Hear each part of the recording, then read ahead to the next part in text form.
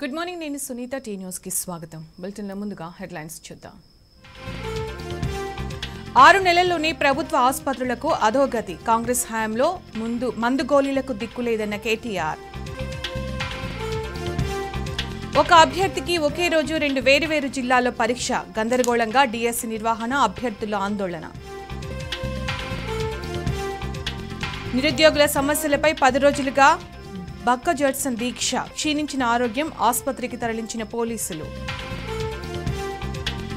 శిథిలావస్థకు చేరిన Kakatiya university hostels girls వసతి గృహంలో ఊడిపడ్డ పెచ్చులు తప్పిన ప్రమాదం ఉత్తరాదిని వణికిస్తున్న భారీ వర్షాలు ఈశాన్య రాష్ట్రాలకు రెడ్ అలర్ట్ జారీ చేసిన ఐఎండీ అట్టహాసంగా ఆనంద్ రాధిక వివాహ వేడుకలు తరలివచ్చిన సినీ రాజకీయ ప్రముఖులు హనుమకొండలోని కాకతీయ యూనివర్సిటీ గర్ల్స్ హాస్టల్లో ఉంటున్న విద్యార్థుల ప్రాణాలు అపాయంలో పడ్డాయి. పోతన గర్ల్స్ హాస్టల్లో స్లాబ్ పై పెచ్చులు ఊడి కింద పడ్డాయి. అదృష్టం కొద్దీ ఆ రూమ్లో ఎవరు లేకపోవడంతో పెద్ద ప్రమాదం తప్పింది. ఇటీవల ఫ్యాన్ ఊడి మీద పడ్డంతో ఒక అమ్మాయికి తల పగిలింది. దాంతో అందరూ వచ్చారు, హడావిడి చేశారు, కానీ చర్యలు శూన్యం. ఇలా కాకతీయ యూనివర్సిటీలో అనేకమైన దారుణాలు జరుగుతున్నాయి. పురాతన భవనాలలో హాస్టల్స్ నిర్వహిస్తున్న పరిస్థితి. ఎప్పుడు ఏ భవనం పెచ్చులు ఊడి పడతాయా, ఎవరిపై ఫ్యాన్లు ఊడి పడతాయోనన్న భయంతో విద్యార్థులు బిక్కుబిక్కుమంటూ గడుపుతున్నారు. అయినా ఎవరు పట్టించుకోవడం లేదని వాపోతున్నారు. ఇప్పటికైనా అధికారులు, రాజకీయ నాయకులు స్పందించి కొత్త బిల్డింగ్లు లేదా అన్ని వసతులు ఉన్న భవనాల్లోకి హాస్టళ్లను మార్చాలని వేడుకుంటున్నారు.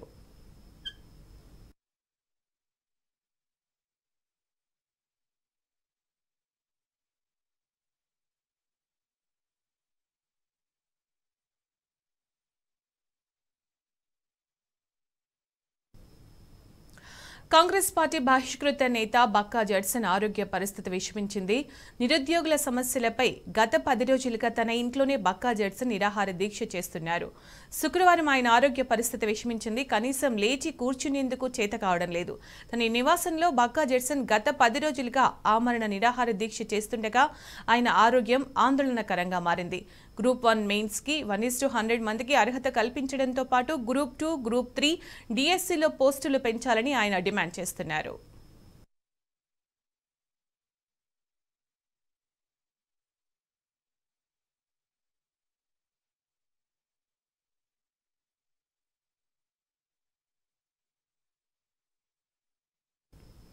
విద్యార్థులు, నిరుద్యోగుల పట్ల రేవంత్ రెడ్డి సహనం కోల్పోయి మాట్లాడుతున్నారని ఫైర్ అయ్యారు బీఆర్ఎస్ నేత ఎర్రోళ్ల శ్రీనివాస్. గ్రూప్ 1, 2, 3లలో మీరు చెప్పినట్లు పోస్టులు పెంచి ఇవ్వాలని అడుగుతుంటే విద్యార్థులని బూతులు తిడుతున్నారన్నారు.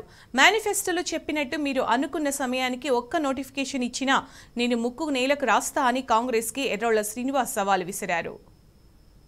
ప్రభుత్వంలో ఉన్నటువంటి పెద్దలు, ముఖ్యమంత్రి, మంత్రులు సహనం కోల్పోయి అసహనంతో మాట్లాడుతూ ఉన్నారు. నోటికొచ్చినట్టుగా వల్గర్ భాష, విద్యార్థులను, నిరుద్యోగులను అవమానించే విధంగా మాట్లాడడం మేము తీవ్రంగా ఖండిస్తూ ఉన్నాం. ఉద్యోగాలు భర్తీ చేయండి అని నిరుద్యోగులు అడుగుతున్నారు. ఇలా పెద్ద కన్ఫ్యూజన్ పడాల్సినటువంటి అవసరం లేదు. కాంగ్రెస్ వాళ్ళు మీరు చెప్పినే అశోక్ నగర్ కోచింగ్ సెంటర్లకు వెళ్ళి రాహుల్ గాంధీ సమక్షంలో రేవంత్ రెడ్డి గారు చిక్కడిపల్లి లైబ్రరీకి సెంటర్కి వెళ్ళి అక్కడ చెప్పినటువంటి మాటలే నిరుద్యోగులు ఇలా మిమ్మల్ని ప్రశ్నిస్తుండ్రు.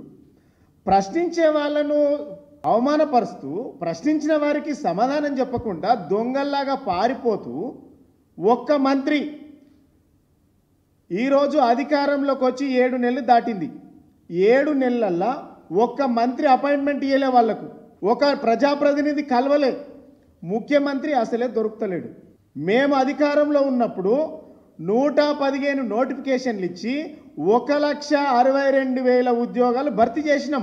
ఉద్యోగాలలో ఉన్నారు, దమ్ముంటే చిత్తశుద్ధి ఉంటే చెక్ చేసుకోండి. కాంగ్రెస్ పార్టీ మేనిఫెస్టో ఇది. ఈ కాంగ్రెస్ పార్టీ మేనిఫెస్టోలో 2 లక్షల ఉద్యోగాలు సంవత్సరం లోపే ఇస్తామని చెప్పిండు.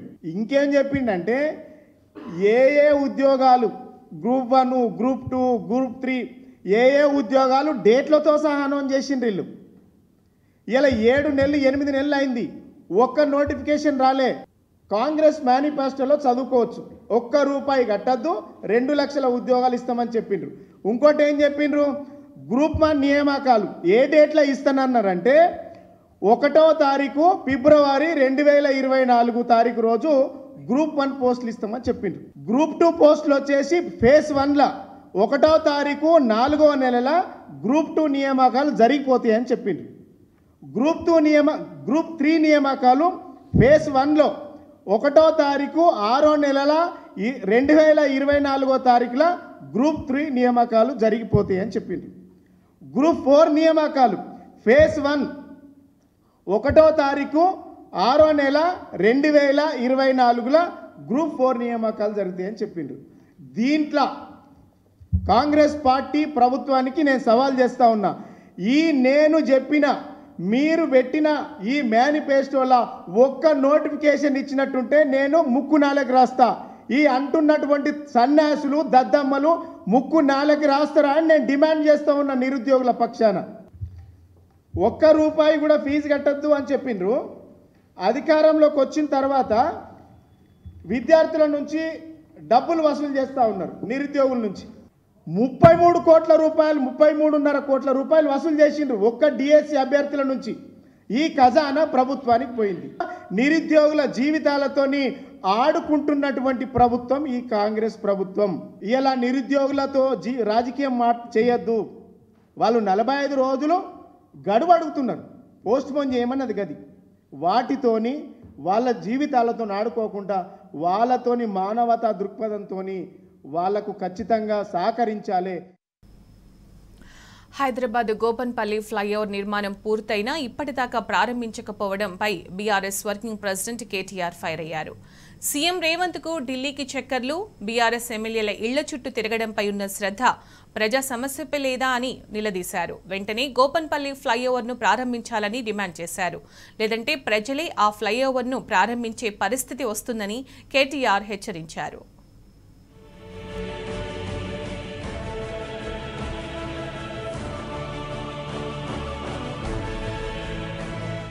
హైదరాబాద్ ఫినాన్షియల్ డిస్ట్రిక్ట్ సమీపంలో గోపన్పల్లి చాలా కీలకమైన ప్రాంతం.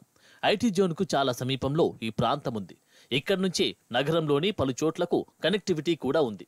అందుకే నాటి కేసీఆర్ సర్కార్ హయాంలో గోపన్పల్లి ఫ్లైఓవర్ను తలపెట్టారు. దీని నిర్మాణం ఎప్పుడో పూర్తయింది. బీఆర్ఎస్ ప్రభుత్వం ఉన్నప్పుడు ఈ ఫ్లైఓవర్ను నిర్మించారు. కాంగ్రెస్ సర్కార్ వచ్చి 8 నెలలు అవుతున్నా ఇప్పటిదాకా దీన్ని ప్రారంభించలేదు. సాధ్యమైనంత త్వరగా ప్రారంభించాలని ప్రజలు ఎప్పటినుంచో కోరుతున్నారు. అయినా హస్తం పాలకులకు మాత్రం దీనిపై చిత్తశుద్ధి లేదు. కాంగ్రెస్ సర్కార్కు తీరిక లేకపోవడం వల్లే గోపన్పల్లి ఫ్లైఓవర్ను ప్రారంభించడం లేదన్న విమర్శలు తలెత్తుతున్నాయి. ఈ నేపథ్యంలో బీఆర్ఎస్ వర్కింగ్ ప్రెసిడెంట్ కేటీఆర్ హస్తం ప్రభుత్వం తీరును ఎండగట్టారు.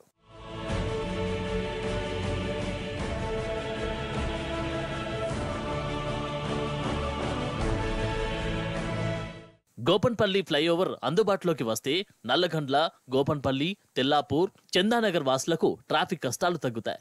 అందుకోసం బీఆర్ఎస్ ప్రభుత్వం వేగంగా ఈ ఫ్లైఓవర్ నిర్మాణాన్ని పూర్తి చేసింది. కేవలం దీన్ని ప్రారంభించాల్సి ఉంది. కానీ ఇప్పటికీ ఈ ఫ్లైఓవర్ను ప్రారంభించకుండా ప్రజలను ఇబ్బంది పెడుతున్నారని కేటీఆర్ మండిపడ్డారు. ప్రజల సమస్యలపై అవగాహన లేని అసమర్థ ప్రభుత్వం నాయకత్వం ఉన్నప్పుడే ఇలాంటి పరిస్థితి వస్తుందని చురకలంటించారు.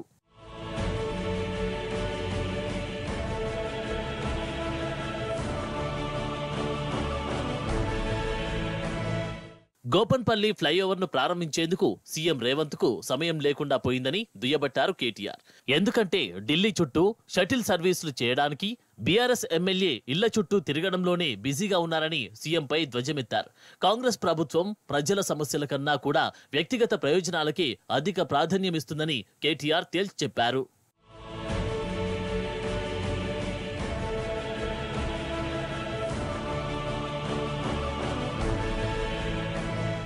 వెంటనే గోపన్పల్లి ఫ్లైఓవర్ను ప్రారంభించాలని సంబంధిత అధికారులను డిమాండ్ చేశారు కేటీఆర్. లేదంటే ప్రజలే ఆ ఫ్లైఓవర్ను ప్రారంభించే పరిస్థితి వస్తుందని ప్రభుత్వాన్ని హెచ్చరించారు.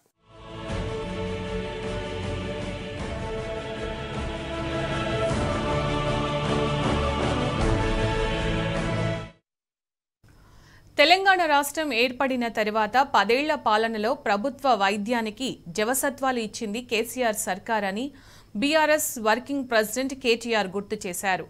నేను రాను బిడ్డో సర్కారు దావఖానకు అనే దశాబ్దాల దుస్థితి నుంచి చలో పోదాం పదరో సర్కారు దావఖానకు అనే ధీమాను తీసుకొచ్చామని చెప్పారు. కానీ కాంగ్రెస్ ప్రభుత్వం గద్దెనెక్కిన 6 నెలల్లోనే సర్కారు దావఖానాల్లో కనీసం మందు గోళీలు దొరకని పరిస్థితి ఏర్పడిందన్నారు. ఇంత దారుణమైన దుస్థితికి దిగజార్చింది రేవంత్ సర్కారే అని కేటీఆర్ మండిపడ్డారు. పాలనను గాలికి వదిలేసిన కాంగ్రెస్ ప్రభుత్వంలో ప్రజల ప్రాణాలు గాలిలో దీపాలయ్యాయని కేటీఆర్ ఆవేదన వ్యక్తం చేశారు. తెలంగాణలో బ్రాహ్మణుల ఆర్థిక అభ్యున్నతికి మద్దతివ్వాలని సీఎం రేవంత్ రెడ్డికి మాజీ మంత్రి హరీష్ రావు లేఖ రాశారు. కేసీఆర్ హయాంలో ప్రారంభించిన తెలంగాణ బ్రాహ్మణ సంక్షేమ పరిషత్ అగమ్య గోచరంగా మారిందని ఆవేదన వ్యక్తం చేశారు. విద్య, స్వయం ఉపాధి, వేద విద్యకు ప్రోత్సాహం కోసం అమలు చేసిన వివిధ పథకాలు ఆగిపోవడం విచారకరమన్నారు. అసలు బ్రాహ్మణ పరిషత్ ఉన్నట్టా లేనట్టా అనే ఆందోళన బ్రాహ్మణ సామాజిక వర్గంలో నెలకొందని పేర్కొన్నారు హరీష్ రావు. సీఎంగా కేసీఆర్ బ్రాహ్మణ సంక్షేమ పరిషత్ కోసం ఏటా 100 కోట్లు క్రమం తప్పకుండా కేటాయించి ఎంతో మంది పేద బ్రాహ్మణ కుటుంబాల్లో వెలుగులు నింపారని అన్నారు. ఇప్పుడు అధికారంలోకి వచ్చిన కాంగ్రెస్ ప్రభుత్వం బ్రాహ్మణ సంక్షేమాన్ని పూర్తిగా విస్మరించిందన్నారు.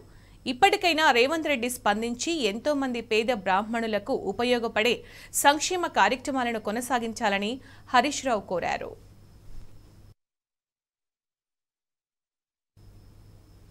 హరీష్ రావు సీఎం రేవంత్ రెడ్డికి రాసిన లెటర్లో ప్రధాన అంశాలని ఒక్కసారి గమనిస్తే బ్రాహ్మణ సంక్షేమ పరిషత్కు ఏటా 100 కోట్లు కేటాయించాలి. కేసీఆర్ ప్రవేశపెట్టిన బ్రాహ్మణ విదేశీ విద్యా పథకం కింద ఎంపికైన విద్యార్థులకు పెండింగ్లో ఉన్న 30 కోట్ల స్కాలర్షిప్స్ నిధులు విడుదల చేయాలి. బ్రాహ్మణ ఎంటర్ప్రెన్యూరల్ స్కీమ్ ఆఫ్ తెలంగాణ కింద ఎంపికైన 497 మందికి వెంటనే 16 కోట్ల నిధులు విడుదల చేయాలి. బ్రాహ్మణ సంక్షేమ పరిషత్తులో పనిచేస్తున్న ఉద్యోగులకు, వేద పండితులకు, 75 ఏళ్లు పైబడిన వేద పండితులకు 7 నెలలుగా పెండింగ్లో ఉన్న వేతనాలు వెంటనే చెల్లించాలి. సూర్యాపేట, ఖమ్మం, మదిరలో ఆగిపోయిన బ్రాహ్మణ సదనాల పనులు వెంటనే ప్రారంభించి పూర్తి చేయాలని హరీష్ రావు లేఖలో పేర్కొన్నారు. పెండింగ్ స్కాలర్షిప్లు చెల్లించాలంటూ మేడ్చల్ జిల్లాలో విద్యార్థి సంఘాలు గళమెత్తాయి. స్కాలర్షిప్తో పాటు ఫీజు రియంబర్స్మెంట్ను విడుదల చేయాలని కోరుతూ జిల్లా కలెక్టరేట్ను విద్యార్థి నేతలు ముట్టడించారు. ప్రభుత్వ వ్యతిరేక నినాదాలతో హోరెత్తించారు. సర్కారు తీరును ఎండగట్టారు. వెంటనే ప్రభుత్వం స్పందించకపోతే ఉద్యమాన్ని మరింత ఉధృతం చేస్తామని విద్యార్థి నేతలు హెచ్చరించారు.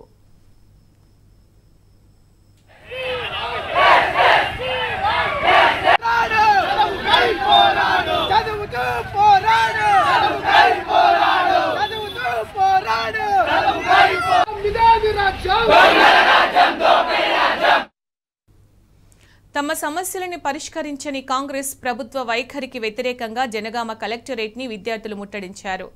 ఎస్ఎఫ్ఐ ఆధ్వర్యంలో విద్యార్థులు కలెక్టర్ కార్యాలయానికి దూసుకెళ్లే ప్రయత్నం చేయగా పోలీసులు అడ్డుపడ్డారు.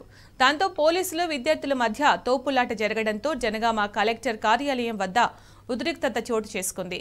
విద్యారంగ సమస్యలను వెంటనే పరిష్కరించకపోతే రాష్ట్ర వ్యాప్తంగా పెద్ద ఎత్తున ధర్నాలు చేస్తామని హెచ్చరించారు ఎస్ఎఫ్ఐ నాయకులు.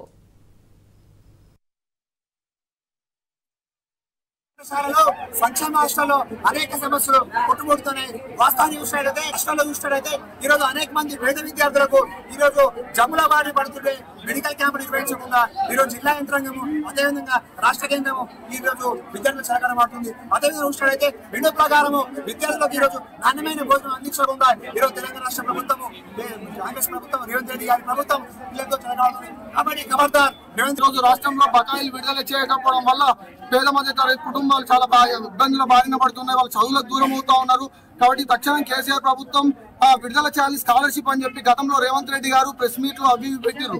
కానీ ఈరోజు అధికారంలోకి వచ్చినాక మరి ఎందుకు ఆ స్కాలర్షిప్ విడుదల చేస్తలేరు అన్న విషయాన్ని కూడా రేవంత్ రెడ్డి గారు స్పష్టత ఇవ్వాల్సి ఉంటుంది. విద్యార్థుల సమస్యలు పరిష్కరించాలని కోరుతూ కరీంనగర్లో ఎస్ఎఫ్ఐ చెలో కలెక్టరేట్ కార్యాలయం చేపట్టింది.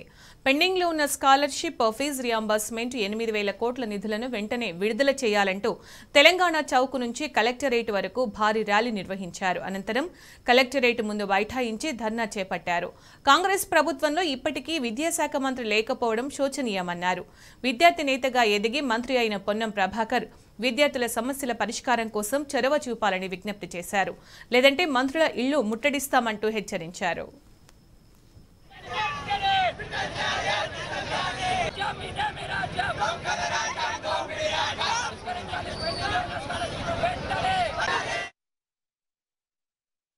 విద్యార్థి ఫెడరేషన్ ఎస్ఎఫ్ఐ కరీంనగర్ జిల్లా కమిటీ ఆధ్వర్యంలో తెలంగాణ చౌరస్తా నుండి కలెక్టరేట్ వరకు విద్యార్థులతో భారీ ర్యాలీ నిర్వహించడం జరిగింది. ఎందుకోసం అంటే తెలంగాణ రాష్ట్రంలో దాదాపు విద్యార్థులు రావాల్సిన 8,000 కోట్ల రూపాయలు స్కాలర్షిప్ ఫీజు రింబర్స్మెంట్ ఇప్పటి వరకు కూడా విడుదల చేయని పరిస్థితి ఉంది. కాబట్టి వెంటనే విడుదల చేయాలని చెప్పేసి ఈరోజు ఎస్ఎఫ్ఐగా డిమాండ్ చేస్తున్నాం. ఈరోజు నూతనంగా ఏర్పాటు ఈరోజు కాంగ్రెస్ ప్రభుత్వం ఈరోజు స్కాలర్షిప్లు రీఎంబర్స్మెంట్ విడుదల చేస్తారని చెప్పేసి పోటీ ఆశలతో ఉంటే ఈరోజు విద్యార్థులకు చేదు అనుభవం ఈరోజు కొత్త ప్రభుత్వం ఎదురవుతున్న పరిస్థితి కనిపిస్తుంది. ఈరోజు విద్యార్థులు కోరుకునేది ఏంటంటే ఈరోజు విద్యారంగాన్ని పరిరక్షించాలి. కానీ ఈరోజు తెలంగాణ రాష్ట్రంలో ఇంతవరకు కూడా విద్యారంగానికి మంత్రిని కేటాయించిన దాఖలాలు లేవు. కాబట్టి ఇప్పటికైనా ఈరోజు ఇప్పటికైనా విద్యారంగ సమస్యలు పరిష్కరించాలి. దాంతోపాటు సంక్షేమ హాస్టల్ ఈరోజు అరకొర వసతులు అనేక ఇబ్బందులు పడుతున్న పరిస్థితి కనిపిస్తుంది. ఈరోజు నిత్యావసర సరుకుల ధరలు రోజు రోజుకు ఆకాశాన్ని అడుతున్నా కానీ ఈరోజు సంక్షేమ హాస్టల్లో చదువుతున్న విద్యార్థులు మాత్రం మెస్ కాస్మోటిక్ ఛార్జీలు పెంచడం లేదు. ఈరోజు కరీంనగర్లో దాదాపు ఉన్న సంక్షేమ హాస్టల్ అద్దబాటులో కొనసాగుతున్నాయి. ఈరోజు కరీంనగర్ ఈరోజు ప్రాంతమైన ఏదైతే మంత్రి సంక్షేమ మంత్రి ఈరోజు పొన్నం ప్రభాకర్ గారు ఉన్నారో ఈరోజు ఇక్కడే కరీంనగర్లో ఎస్ఆర్ఐ కాలేజ్ చదువుకున్న విద్యార్థి ఉన్నాడు. కానీ ఈరోజు మంత్రి అయినప్పటికెళ్ళి ఎమ్మెల్యే అయినప్పటికెళ్ళి ఈరోజు విద్యారంగాన్ని ఈరోజు కరీంనగర్ ఎస్ఆర్ఆర్ కళాశాలను పట్టించుకున్న దాఖలాలు లేవు. ఈరోజు కరీంనగర్లో విద్యార్థి సంఘం నాయకునిగా ఈరోజు ఎన్నుకొని ఈరోజు గతంలో పార్లమెంట్ సభ్యుడిగా ఇప్పుడు మంత్రిగా ఉన్నాడు. కానీ ఈరోజు సంక్షేమ హాస్టల్ ఈరోజు బీసీ సంక్షేమం ఈరోజు అన్ని అద్దబాటులో కొనసాగుతున్నాయి. కానీ ఈరోజు వాటిపై స్పందించిన దాఖలాలు లేవు. అదేవిధంగా ఈరోజు ఇప్పటికే ఎస్ఎఫ్ఐగా మేము డిమాండ్ చేస్తున్నాం. ఈరోజు ఏదైతే బడ్జెట్ సమావేశాలు జరుగుతున్నాయో ఆ బడ్జెట్ సమావేశాలలో విద్యారంగాన్ని 30% రాష్ట్ర బడ్జెట్లో 30% నిధులు కేటాయించాలి. అదేవిధంగా విద్యారంగాన్ని పరిరక్షించే విధంగా ఈరోజు నిర్ణయం తీసుకోవాలని చెప్పేసి ఎస్ఎఫ్ఐ కరీంనగర్ జిల్లా కమిటీగా బీఆర్ఎస్ అధినేత కేసీఆర్ మనవడు పార్టీ వర్కింగ్ ప్రెసిడెంట్ కేటీఆర్ కుమారుడు హిమాన్షు పుట్టినరోజు వేడుకలు ఘనంగా జరిగాయి. ఎర్రవల్లిలోని కేసీఆర్ నివాసంలో కుటుంబ సభ్యులు బంధుమిత్రుల నడుమ ఈ వేడుకలను నిర్వహించారు. హిమాన్షు 19 ఏళ్లు పూర్తి చేసుకుని 20వ ఏట అడుగు పెడుతున్న సందర్భంగా నాయనమ్మ శోభమ్మ 19 కేజీల భారీ కేకును తయారు చేయించారు. కేకును కట్ చేసిన హిమాన్షు తాతయ్య నాయనమ్మకు తినిపించారు. వారిద్దరి ఆశీర్వాదం తీసుకున్నారు. ఈ సందర్భంగా కేసీఆర్ దంపతులు తమ మనవడిని శతమానం భవతి అంటూ నిండు మనసుతో దీవించారు. అనంతరం హిమాన్షు తన బర్త్డే సందర్భంగా గ్రీన్ ఛాలెంజ్లో భాగంగా మొక్కను నాటారు. ఈ వేడుకలో హిమాన్షు మాతృమూర్తి, కేటీఆర్ సతీమణి శైలిమ, అమ్మమ్మ శశికళ, మాజీ ఎంపీ సంతోష్ కుమార్ తదితర కుటుంబ సభ్యులు పాల్గొన్నారు.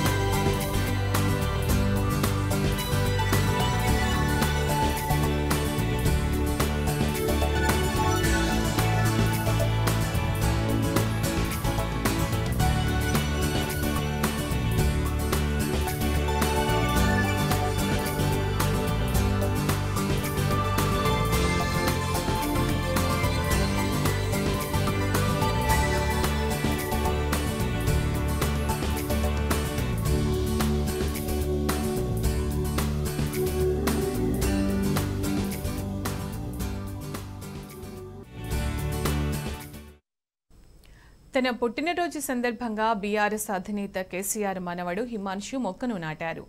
గ్రీన్ ఇండియా ఛాలెంజ్ ఫౌండర్ మాజీ ఎంపీ సంతోష్ కుమార్ పిలుపు మేరకు గ్రీన్ ఛాలెంజ్ కార్యక్రమంలో పాల్గొన్నారు. ఎర్రవెల్లి నివాస ప్రాంగణంలో మొక్కను నాటి నీళ్లు పోశారు.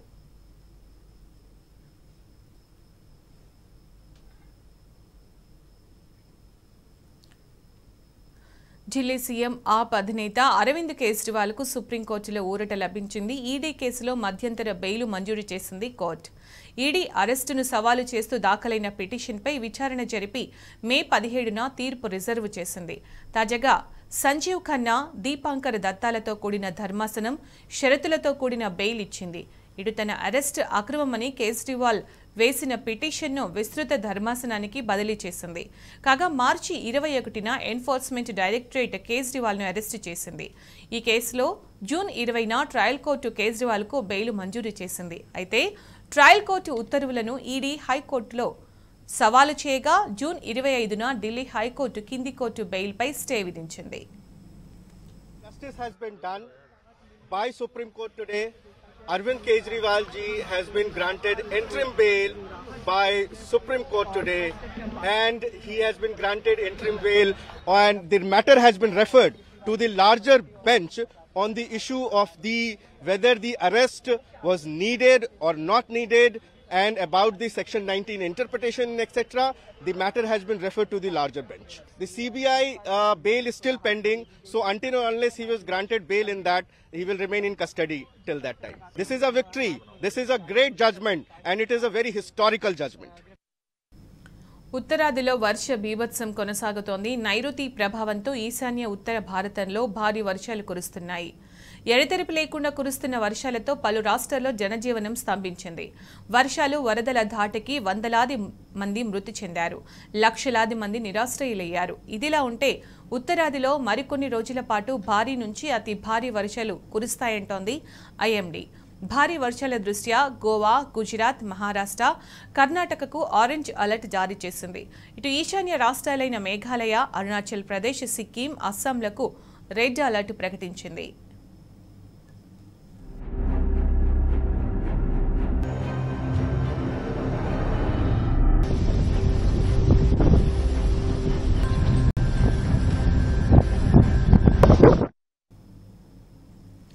మహారాష్ట్రలో వర్షాలు దంచి కొడుతున్నాయి. ఎడతెరిపి లేకుండా కురుస్తున్న భారీ వర్షాలతో ముంబైలో అంధేరి, కుర్లా, బందూప్, కింగ్స్ సర్కిల్, దాదర్ ప్రాంతాలు జలదిగ్బంధంలో చిక్కుకున్నాయి. తానే, ఫాల్గర్, రాయ్గఢ్, రత్నగిరి, కొల్హాపూర్, సాంగ్లీ, సతారా, ఘట్కోపర్, కుర్లా, సింధుదుర్గ్ జిల్లాలోనూ అతి భారీ వర్షాలు కురుస్తున్నాయి. భారీ వర్షానికి ఎక్కడ చూసినా డ్రైనేజీలు పొంగి పొర్లుతున్నాయి. రహదారులు చెరువులను తలపిస్తున్నాయి. దీంతో చాలా ప్రాంతాల్లో వాహనాల రాకపోకలకు తీవ్ర అంతరాయం ఏర్పడింది. దీంతో ముంపు ప్రాంతాల్లో సహాయక చర్యలను ముమ్మరం చేశాయి ఎన్డీఆర్ఎఫ్ బృందాలు. మరోవైపు రాగల 24 గంటల్లో రాష్ట్ర వ్యాప్తంగా భారీ నుంచి అతి భారీ వర్షాలు కురుస్తాయని తెలిపింది ఐఎండీ. భారీ వర్షాల దృష్ట్యా ముంబైతో పాటు ఠానే, ఫాల్గర్, కొంకన్ బెల్ట్కు ఆరెంజ్ అలర్ట్ జారీ చేసింది.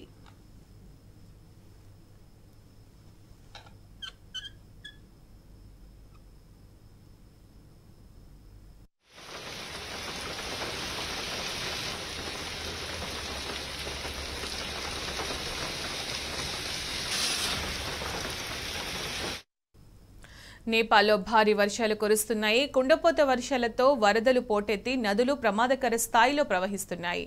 వర్షాలు, వరదలు, కొండ చర్యలు విరిగిపడిన ఘటనల్లో 90 మంది మృతి చెందగా వందలాది మంది గాయపడ్డారు. తాజాగా సెంట్రల్ నేపాల్లో మదన్ అశ్రిత్ హైవేపై కొండ చర్యలు విరిగిపడడంతో 2 బస్సులు త్రిశూలి నదిలోకి దూసుకెళ్లాయి. ఈ ఘటనలో 7 ఇండియన్స్తో సహా 65 మంది ప్రయాణికులు గల్లంతయ్యారు. రంగంలోకి దిగిన రెస్క్యూ బృందాలు తప్పిపోయిన బస్సుల కోసం గాలిస్తున్నాయి.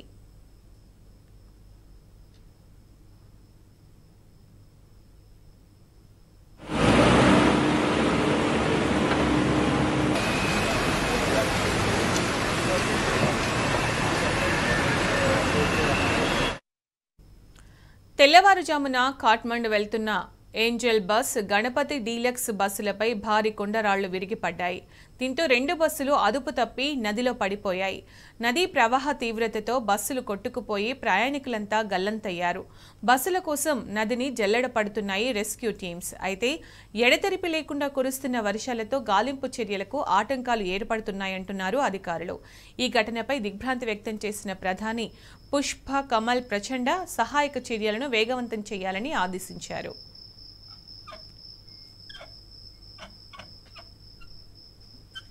త్యాగాల పునాదులపై పుట్టిన బీఆర్ఎస్ పార్టీని తొడిచేయడం ఎవ్వరి తరం కాదని మాజీ మంత్రి శ్రీనివాస్ గౌడ్ స్పష్టం చేశారు.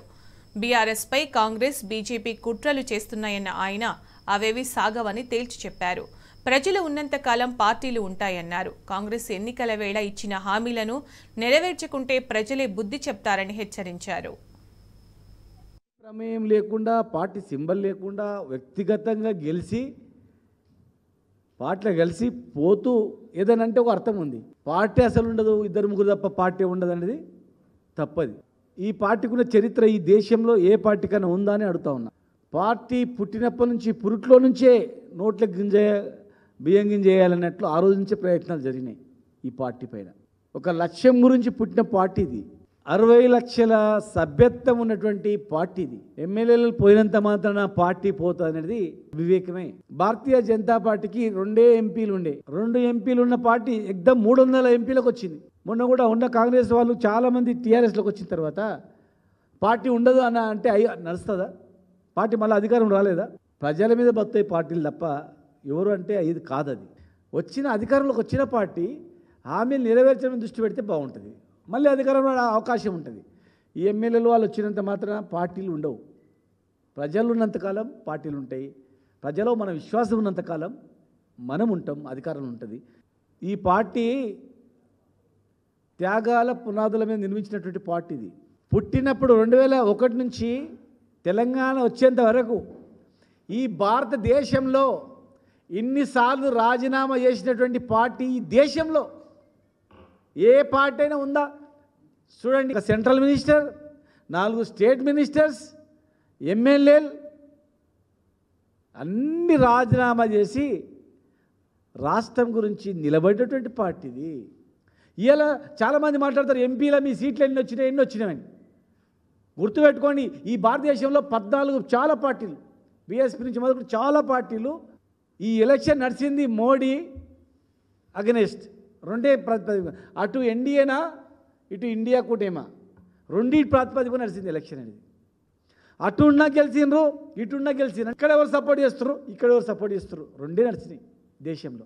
ఆ మూలాన మాకు ఎంపీ సీట్లు రాలేదు. 4-5 సార్లు ముఖ్యమంత్రిగా ఉన్నటువంటి వ్యక్తి కూడా ఆ రాష్ట్రంలో ఆయన ఎటు లేనందుకు ఒకే ఒక ఎంపీ సీట్ వచ్చింది.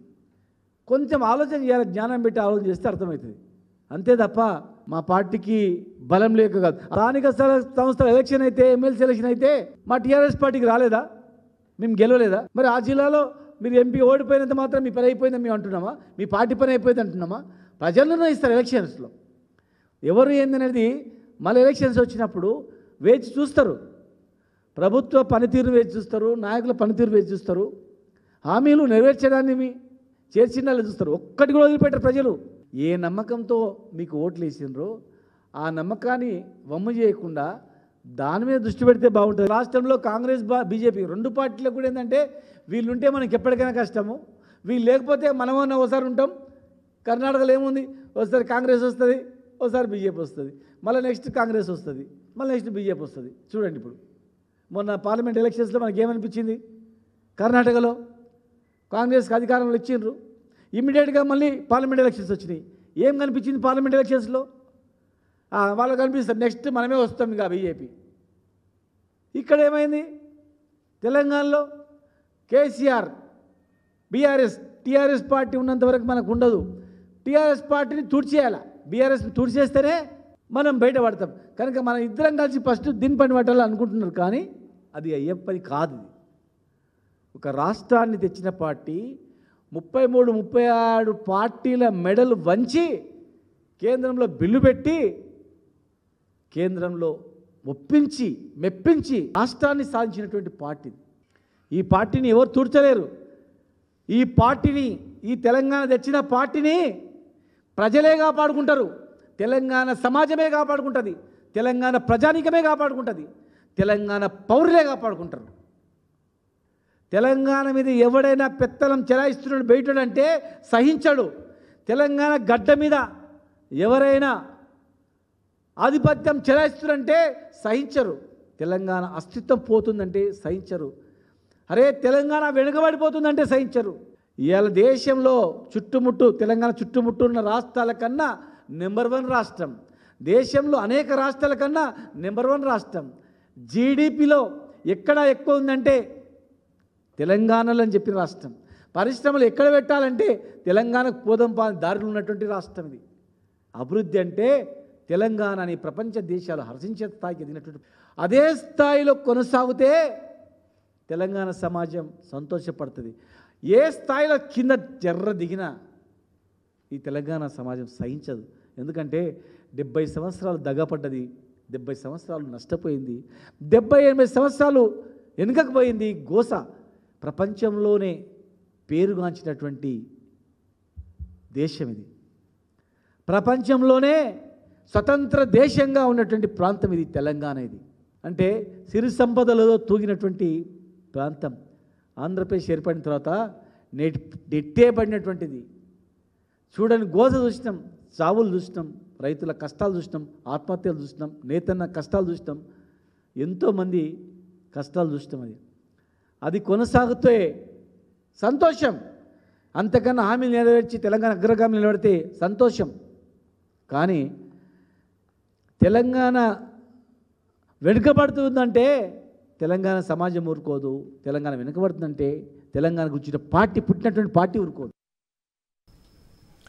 దేశంలో ధరలు రోజురోజుకు పెరిగిపోతున్నాయి. ద్రవ్యోల్బణం పెరుగుదలతో సామాన్యులు అల్లాడిపోతున్నారు. పరిస్థితి ఇలాగే కొనసాగితే ఆర్థిక వ్యవస్థపై ద్రవ్యోల్బణం పెను ప్రమాదం చూపుతుందంటున్నారు ఆర్థిక నిపుణులు. ఇక ఆర్బీఐ ద్రవ్యోల్బణాన్ని అదుపు చేసేందుకు చేపడుతున్న చర్యలు కూడా ఫలితాలనివ్వడం లేదు.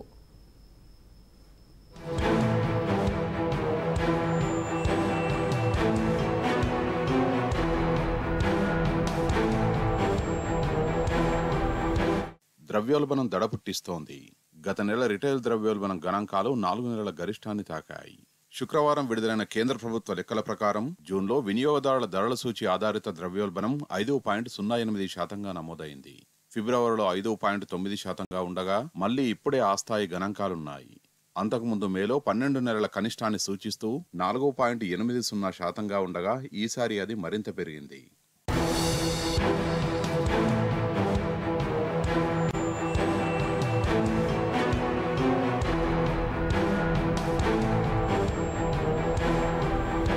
ఆహార ద్రవ్యోల్బణం ఎంతకీ శాంతించడం లేదు. వరుసగా 8వ నెల కూడా 8% పైనే నమోదైంది. జూన్లో 9.36% చేరడం ఆందోళన కలిగిస్తోంది. మే నెలలో ఇది 8.69%గా ఉంది. కూరగాయలు, పప్పు ధాన్యాల ధరలు రెండంకెల స్థాయికి చేరాయి. వరుసగా 29.8%, 16.1%గా ఉన్నాయి. కూరగాయల రేట్లు 8 నెలల నుంచి 10%కి పైగానే ఉన్నాయి. పప్పు ధాన్యాలకైతే 13 నెలలుగా భారీ ధరల్ని పలుకుతున్నాయి.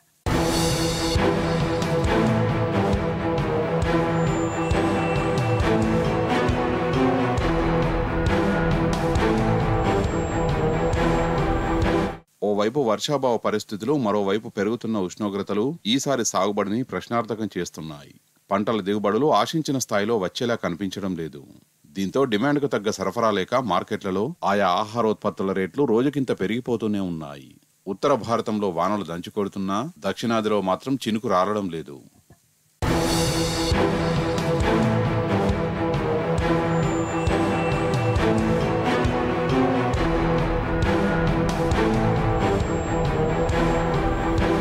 మరోవైపు పరపతి విధాన సమీక్షలోనూ ఆర్బీఐ రెపో రేటును 6.50%గానే ఉంచింది.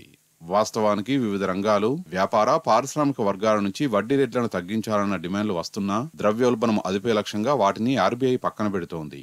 అయితే వచ్చే నెల జరిగే ద్రవ్య సమీక్షలోనైనా వడ్డీ రేట్లు తగ్గుతాయన్న ఆశలపై తాజా ద్రవ్యోల్బణ గణాంకాలు నీళ్లు చల్లాయి. ఇంకొంతకాలం ఆర్బీఐ కఠిన ద్రవ్య విధానాన్ని అనుసరించవచ్చన్న అంచనాలున్నాయి.